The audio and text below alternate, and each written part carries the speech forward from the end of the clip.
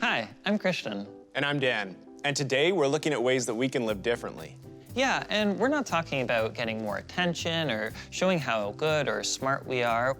We're talking about getting closer to Jesus. And we know that as we do, we'll look at things differently and also live differently. Exactly. Let's check out today's God story.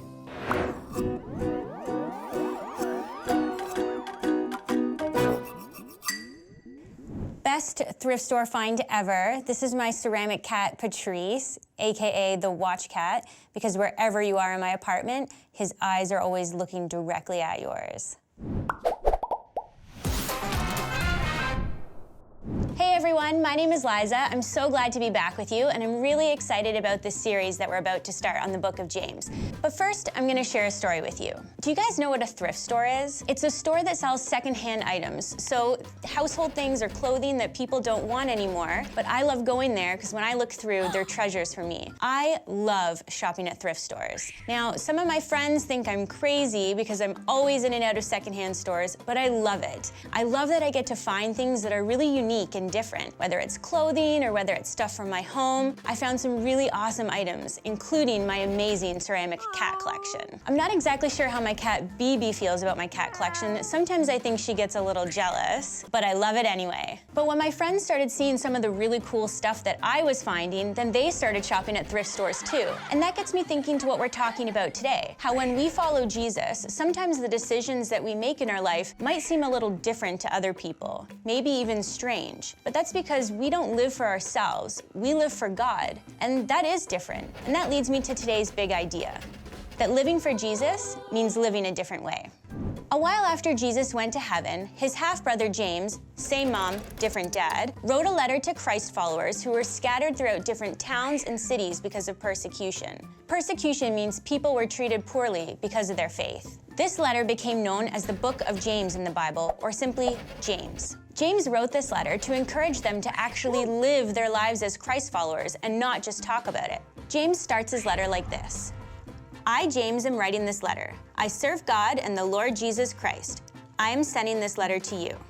It's kind of like when you write a letter or an email to someone for the first time and you want to start by introducing yourself. Like, hey, my name's Liza, I live in Port Credit, and I love ceramic cats. James goes on to encourage his readers that even when troubles come their way, they should be joyous, because when our faith is tested, God will give us strength to continue. He goes on to say that we should be quick to listen, slow to speak, and slow to become angry. I'm not usually quick to listen and slow to speak.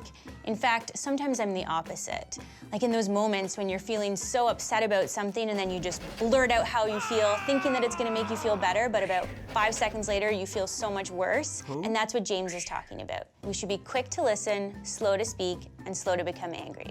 Let's see what else James writes about. Suppose you listen to the word but don't do what it says. And then you are like a man who looks at his face in a mirror. After looking at themselves, they leave. Right away, he forgets what he looks like. Imagine you did that. You looked at yourself in the mirror, checked out your hair, and then immediately after, you forgot what you look like. That'd be unbelievable, right? Well, James is saying it's like that when we read the Bible, learn God's way, and then don't actually do what it says. When we don't love, care for others, encourage others, it's like forgetting what we look like. It's completely silly. Don't just listen to God's word, do what it says. In other words, don't just sit there nodding your head up and down in agreement to what I'm saying, and then live exactly like every other person you know every day of the week. As Christ followers, we are called to live differently, because living for Jesus means living a different way. He then writes, here are the beliefs and way of life that God our Father accepts as pure and without fault. When widows are in trouble, take care of them. Do the same for children who have no parents, and don't let the world make you impure.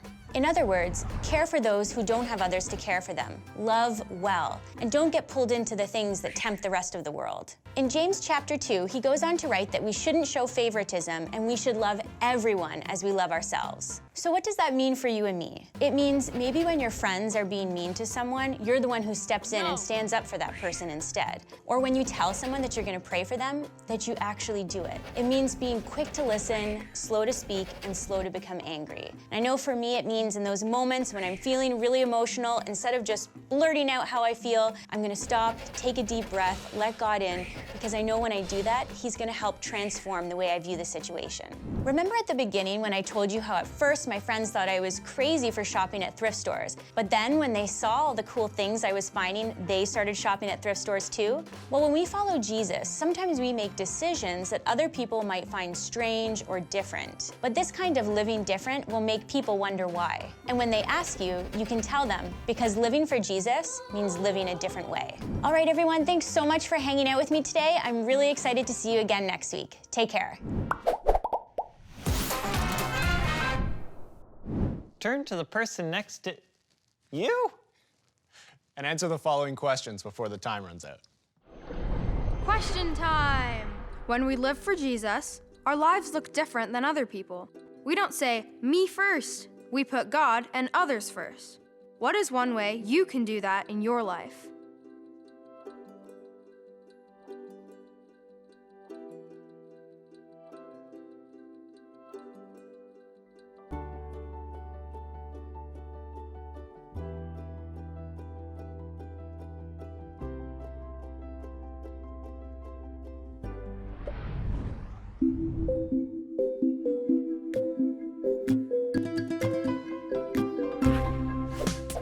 Game time!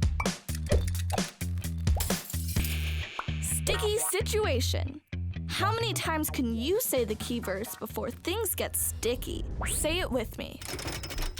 You are holy and dearly loved.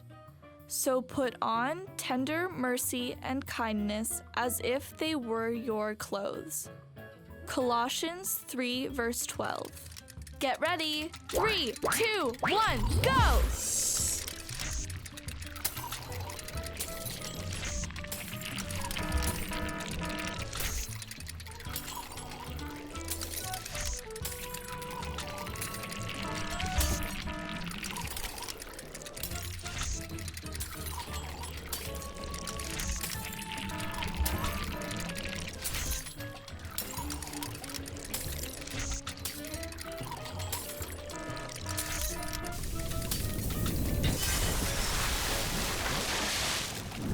Whoa, it's strange to think that if we listen to what Jesus says but don't do it, it's kind of like seeing our reflection but forgetting what we look like. Yeah, and it's strange to think that anybody would forget what they look like. But what's important is that we live our lives in such a way that others see Jesus through our lives.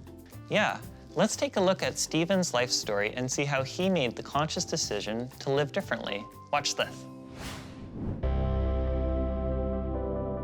When I dance, I feel free.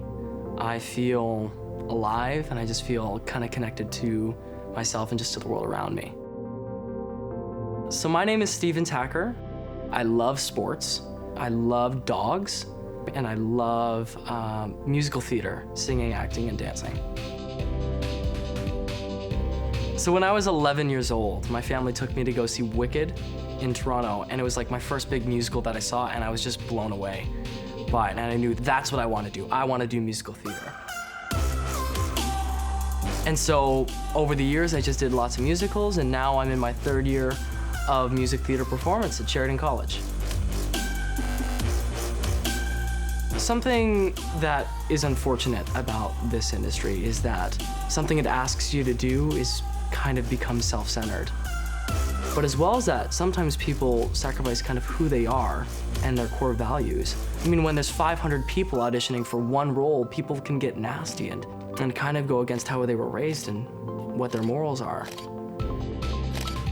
There's a lot of kids right now that just kind of want to be famous. They want to do the singing, acting, and dancing just for the celebrity status that it brings. But for me, I think with the relationship that I've built with God, I know that I'm doing this because this is who God has made me to be. This is the talents He's given me. And it's just my way of being a light to the world and furthering His kingdom. When I'm in a show, Yeah, of course, you have to promote that character. You promote the show you're in. But deep down, singing and dancing is not who I am. It's just what I do.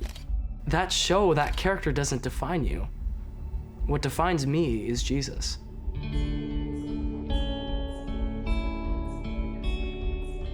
I did a show in Charlottetown, PEI last summer, and after the show, fans would come up and just give great feedback and say thank you and what a great job it was. And as a Christian, it's a good thing to just say thank you and be humble. But also know that when they're saying this is great work, they're seeing God's work through you.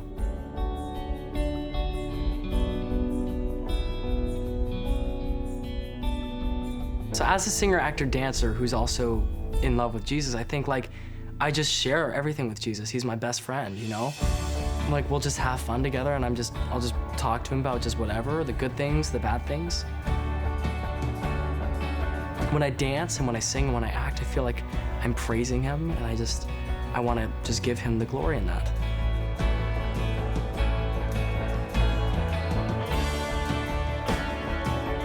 When I choreograph a dance, it's always the music first. I just listen to it and just see what it does to both my heart, but what it does to my body. Just like how my body wants to move to this music. Recently, I choreographed a dance called The Life Worth Living. It's straight from my heart and praise to God.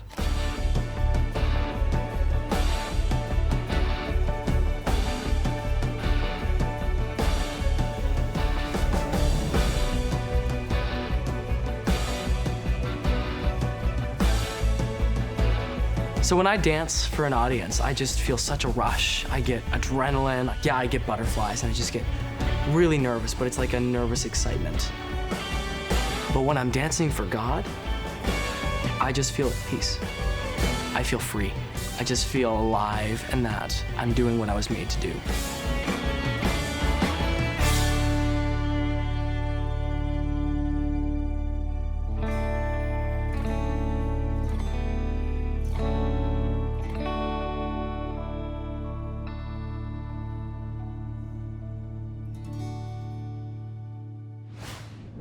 I really like what Stephen said, that when he's dancing, he feels at peace and free, that he's living into his purpose and he's doing what he's supposed to be doing.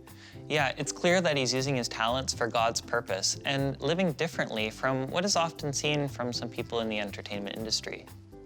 Well, let's break into our small groups and see what this looks like in our own story.